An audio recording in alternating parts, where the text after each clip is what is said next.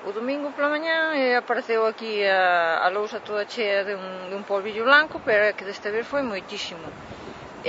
Xa ten pasado outras veces, pero menos cantidad. Eran dañinas para a saúde, que non eran boas. Temos uns informes do médico que o carbón que non é dañino para a saúde. Cae un polvillo blanco e cae da chimenea, daqui da chimenea da central térmica.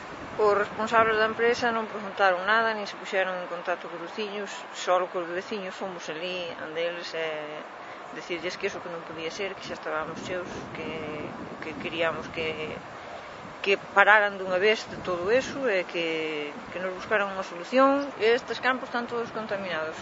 Onte estaban todos cheos dun polvo blanco e hoxe xa os lavou a auga porque esta noite choveu un pouco e agora todo eso queda na terra. As narices xa están todas estropeadas, todas queimadas e a verdura tamén se lle notaba.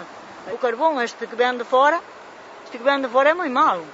Din que xa non o quixeron no outro lado, se mandan para aquí. E este é moi malino, este carbón que ven así, hasta pega nas casas. Eu creo que a larga, que se queixan máis sitios que produce cáncer, tanto isto como a sojama, a larga a nos provocar enfermedades.